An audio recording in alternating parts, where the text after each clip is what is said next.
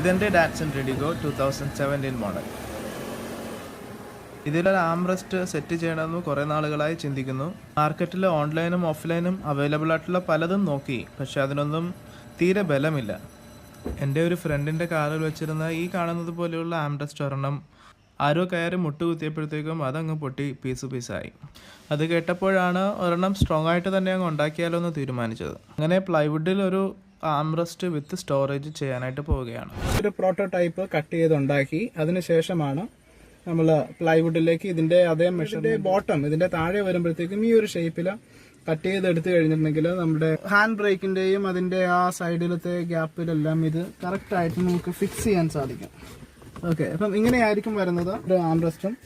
പിന്നീട് വരുമ്പോഴത്തേക്കും ഇതിനകത്ത് തന്നെ ഒരു ഇതിങ്ങനെ ഓപ്പൺ ചെയ്യാൻ പറ്റുന്ന രീതിയിലുള്ളൊരു സ്റ്റോറേജ് ബോക്സുമായിട്ടാണ് നമ്മൾ പ്ലാൻ ചെയ്യുന്നത്. മുകളിൽ വരുന്ന കുഷ്യന്റെ ഹൈറ്റ് കുറച്ചിട്ടാണ് മെഷർമെന്റ് എടുക്കുന്നത്, അല്ലെങ്കിൽ അതിന്റെ ഹൈറ്റ് ഒരുപാട് കൂടിപ്പോകും. പ്രോട്ടോടൈപ്പിലെ മെഷർമെന്റ് പ്ലൈവുഡിലേക്ക് വരയ്ക്കണം.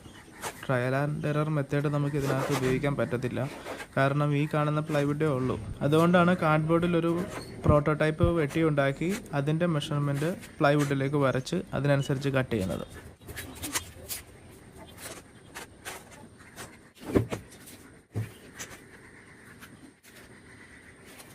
മെഷർമെൻറ്റ്സ് എല്ലാം വരച്ച് തീർന്നിട്ടുണ്ട്. ഇനി പ്ലൈവുഡ് കട്ട് ചെയ്ത്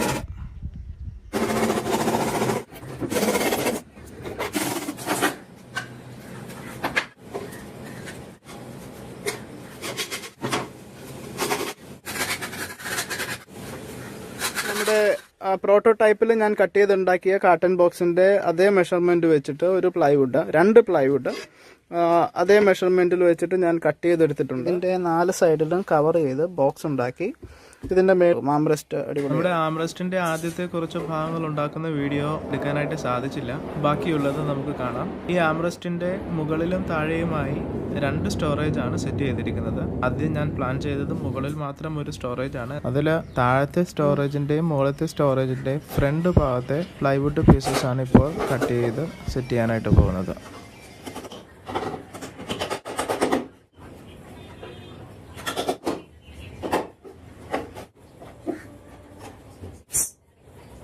ഇത് നോക്കാമെന്ന് കരുതി വന്നതാണ്.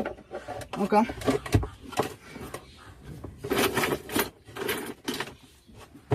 യെസ്,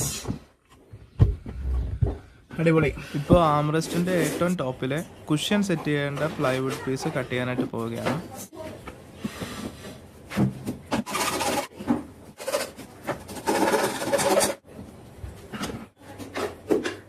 മുമ്പേ കട്ട് ചെയ്ത് വെച്ച താഴത്തെ സ്റ്റോറേജിന്റെ ഫ്രണ്ട് ഡോറിന്റെ വിജാഗിരി സെറ്റ് ചെയ്യാനായിട്ട് പോവുകയാണ്.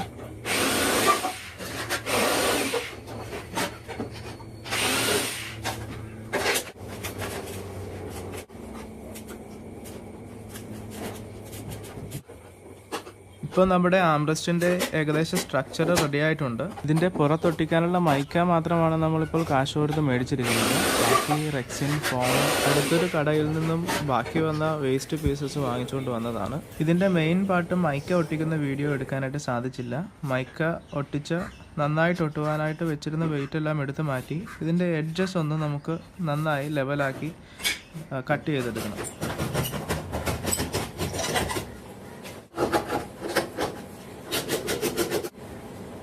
ഇനി മുകളിലത്തെ സ്റ്റോറേജിൻ്റെ ഫ്രണ്ട് പീസും താഴത്തെ സ്റ്റോറേജിൻ്റെ ഫ്രണ്ട് ഡോറും മൈക്ക കട്ട് ചെയ്ത് നമുക്ക് ഒട്ടിക്കാം.